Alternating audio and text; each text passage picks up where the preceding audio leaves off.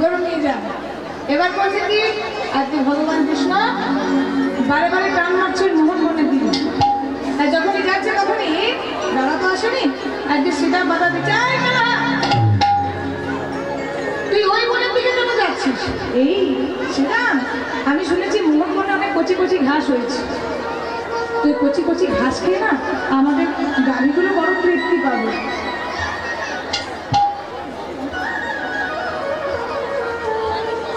শোন না, শোন, এক কাজ কর, ওই কচি কচি ঘাসগুলো কিন্তু আমাদের গাড়িগুলো বড় তৃপ্তি পাবে, চল আমরা ওইদিকেই যাই। না না না না, তোরাই ওইদিকে যাস না, ওইদিকে কালিও নাগ আছে, কালিও নাগ। কি বললি? না, আমার নাক দেখতে খুব ভালো লাগে, আমার সাপ দেখতে খুব ভালো লাগে। এই শ্রীরাম, আমি সাপ দেখবো? না না না না, এমন দুঃসাহস করিস না কানাই, এমন দুঃসাহস করিস না, ওদিকে কালিও নাগের জ্বালায় কেউ যেতে পারে না। কি বললি? যেতে পারে না? আমি যাবো আজকে। এবারে ভগবান করেছে কি, জোরপূর্বক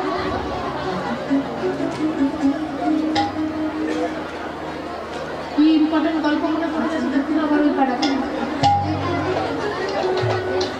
বড় ইম্পর্টেন্ট কথা মনে পড়ে যাবে। হাওড়ি বসে বসে নিজেরাও শুনবে না, শুনতেও দেবে না, পেছন ঘুরে দেখছি। আমার ডিউটি আমাকে দায়িত্ব দেবে না, বলো ওদের ডিউটি তো নয়।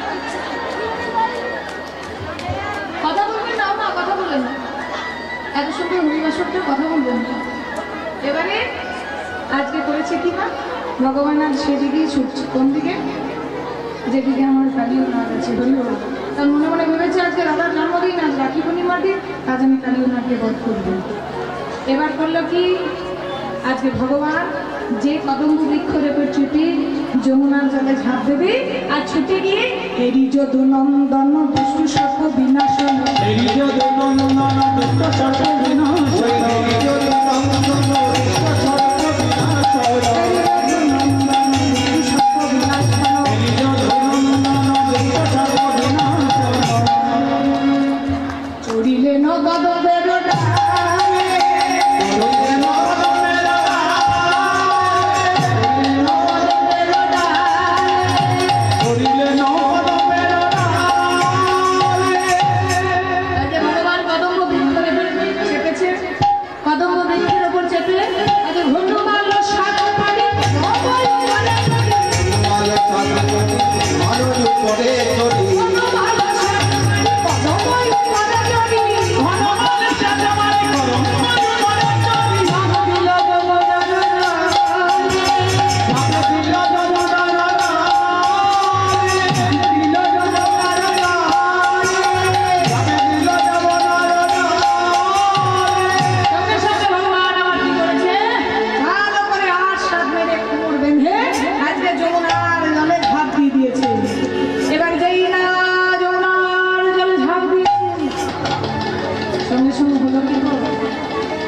যমুনার জলে ঝাঁপ দেওয়া মাত্রই আজকে বৃন্দাবনের পরিবেশটা একেবারে পরিবর্তন হয়ে গেল।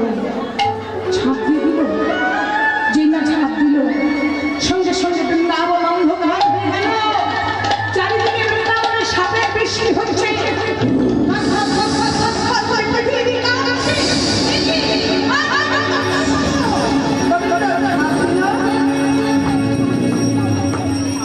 বৃন্দাবনে মা যশোদা বসে আছে, হঠাৎ করে দেখছি কি আজ দিবস,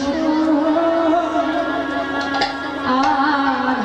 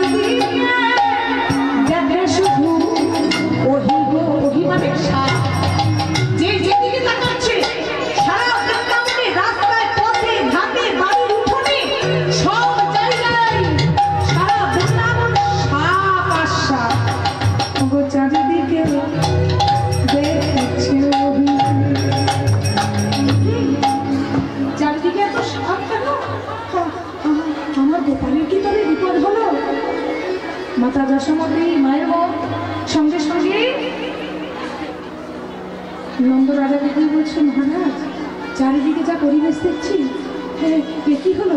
রোহিণীকে ডেকে বলছে, ও দিদি, বলরাম তো ঘরে আছে, কিন্তু আমার গোপাল যে মনে গেছে। এবার তখন যশোমতি যত গোপী বিচার দিয়া মনে, তখন যশোমতি গোপী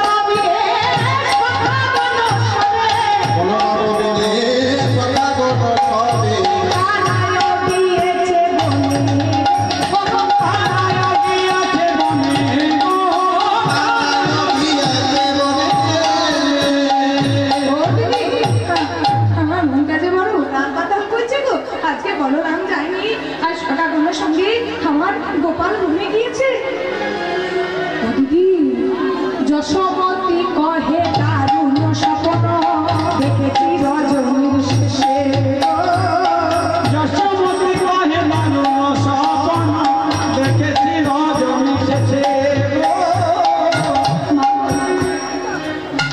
মায়ের মত বারে বারে উতাল পাতাল করছে আর বলছে, দিদি গো, আমি জানো রাত্রে শেষে একটা স্বপ্ন দেখলাম, আমার গোপালকে ভুজঙ্গে বেরোলো, আমার গোপালকে ভুজঙ্গে বেরোলো, আমার গোপালকে ভুজঙ্গে বেরোলো, আমার গোপালকে ভুজঙ্গে বেরোলো, ভীষণ অভিষেক,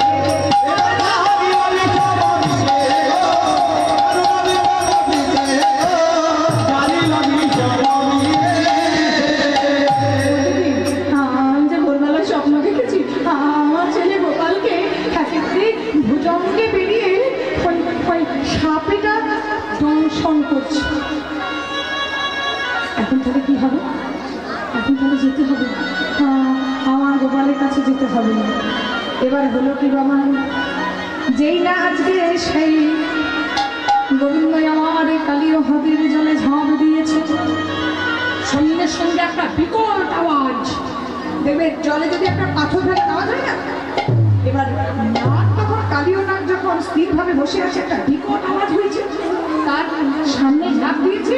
আর সেই সময় হলো কি, ওতে দূর হতে নাগ করিল সব, হতে না করিল সব, করিল হতে নাগ করিল সব, অতি দূর হতে না করিল সব, রহে ঝাঁপ,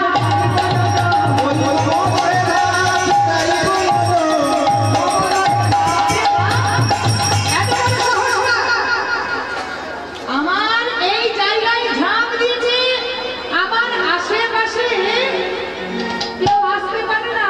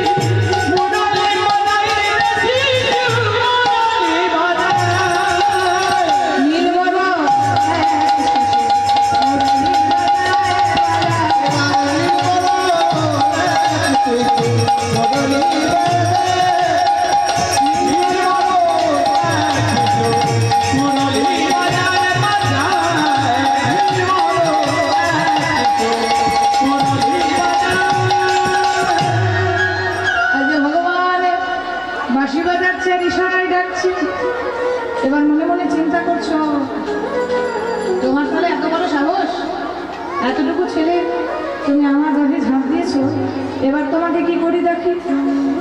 এবার সঙ্গে সঙ্গে কালীনাথ করলো কি, কৃষ্ণ অঙ্গে কালীনাথ হানিছে বংশ, কৃষ্ণ কালীনাথ হানিছে বংশ, কৃষ্ণ অঙ্গে কালীনাথ হানিছে বংশ, কৃষ্ণ কালীনাথ হানিছে বংশ, কৃষ্ণ হরির কথা,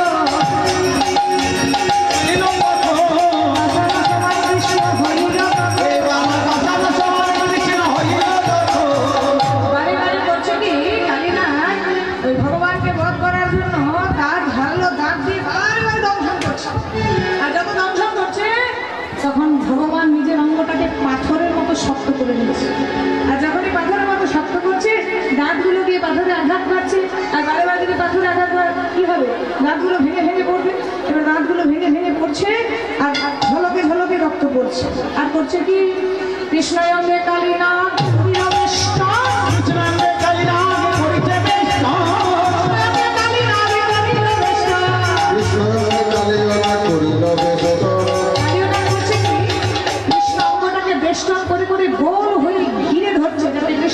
একেবারে চিপে মার।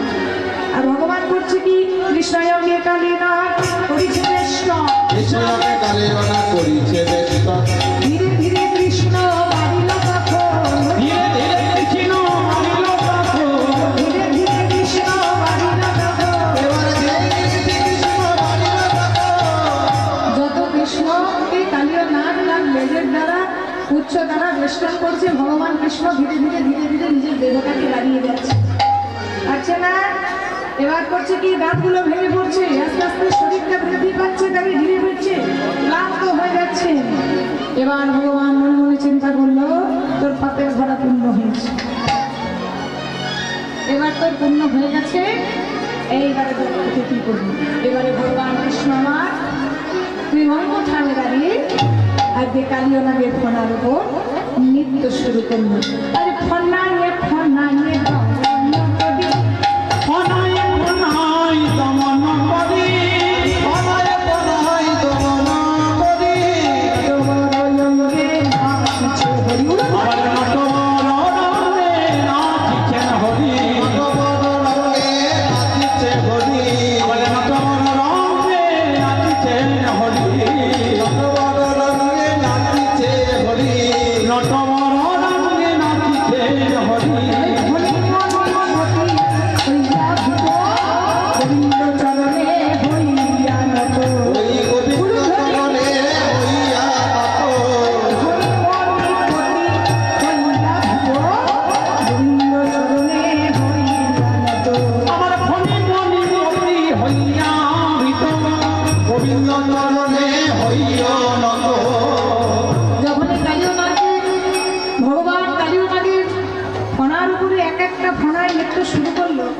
প্রত্যেকটা ফনায় ফনায় নৃত্য করছে, আর প্রত্যেকটা ফনা ভেঙে ভেঙে ভেঙে ভেঙে পড়ছে, ঝলকে ঝলকে রক্ত উঠছে কালীনাথের। এবার কবিগুলো যখন বললো, ওরে পাপিষ্ঠ, এই জগতের সৃষ্টিকর্তা রক্ষকর্তা বরকর্তাকে কাছে পেয়ে যা তোর জন্ম তাকে চিনতে পারি। কালীনাথ তখন গোবিন্দের চরণে জড়িয়ে ধরে বলছে, প্রভু আমার নাম জড়িত জন্ম হয়েছে, আমার ধর্ম হচ্ছে জগতে বিষ দেওয়া, আর এই জগতে বিষ দিয়ে আমি সেবা করেছি। তুমি তো আমায় মধু দাও নি, যেন তোমায় মধু দিয়ে সেবা করবো। দেখো প্রভু যেন তোমার চরণ ছাড়া করো না। তবে শোন, এই বৃন্দাবন হচ্ছে আমার খুব প্রিয় একটি জায়গা, আমার নিজের তৈরি স্থান। এই বৃন্দাবন হচ্ছে প্রেম লীলাক্ষেত্র, বৃন্দাবন হচ্ছে আমার লীলাক্ষেত্র। এখানে যেন তুই কোনো ভক্তকে অতিষ্ঠ করিস না। তোর জানাই সারা বৃন্দাবন অতিষ্ঠ হয়ে গেছে, তুই এক কাজ কর, তুই এখান ছেড়ে চলে যা। প্রভু আমি যদি এখান ছেড়ে যাই তবে যে গরুর আমাকে খেয়ে ফেলবে। বলছে শোন, আজকে তোর ফোনায় দাঁড়িয়ে আমি নৃত্য করলাম, আমার চরণ চিহ্ন তোর ফোনার উপরে মাথার উপরে রইল, তোকে আজ পর্যন্ত কেউ শত্রু তোকে দমন করতে পারবে না। কেন না, আমার চরণের চিহ্ন তোর মাথার উপর রইল। যখনই দেখবে গোবিন্দের চরণ চিহ্ন আছে তখনই তোকে আর কেউ রোধ করতে পারবে না। তাহলে সেখান থেকে কালীনাথ চলে গেল বৃন্দাবন ছেড়ে। কালী ওনাকে কৃপা হলো।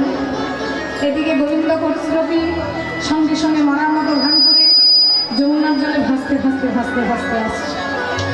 আর মাতা যশোদা যখন কাঁদতে কাঁদতে অজ্ঞান হয়ে গেছে, তখন ওই রোহিণী বলছে, এই যে দেখো দেখো যশোদা, তুমি এতক্ষণ যার জন্য কাঁদছিলে, তোমার গোপাল দেখো ভাসতে ভাসতে আসছে, তবে কি আমার গোপাল বাছার কিছু হয়ে গেল? গোবিন্দ আর কতক্ষণ মাকে কাঁদাবে? মাকে কাঁদাতে পারলো না। জলে ভাসতে ভাসতে এলো, এসে মায়ের কাছে ছুটে এসে মাকে জড়িয়ে ধরলো। মা বললো, গোপাল রে, আমি তো তোর চিন্তায় অতিষ্ঠ হয়ে গেছিলাম বাবা। তুই তো জানিস আমি তোকে ছাড়া একটা বিন্দু থাকতে পারি না বাবা। আর আমার ফুলে দোষ, তোর অনেক প্রচারণে এসেছিস, আর তোকে গাড়ি চলাতে হবে না। এখন আমি তোকে কোলে করে বাড়ি নিয়ে চলে যাব।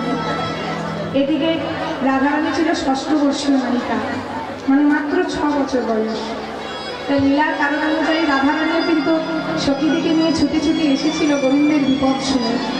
সেই রাধারানী দূরে দাঁড়িয়ে আছে, আর গোবিন্দ মায়ের কোলে বসে আর নয়নী রাধারানীর দিকে তাকাচ্ছে। মায়ের কোলে বসেছে, আর একাদিকে এক গোবিন্দ সখীদের কাছে রাধারানীর কাছে গিয়েছে। সখীরা বলছে, রাধে, মায়ের কোলে তো মিলন হলো, কিন্তু এতদিন পর তুই তোর বধূকে কাছে পেলি, একবার তোরা যুগলে দাঁড়া, একবার তোদের যুগল রূপটা আমি দর্শন করছি।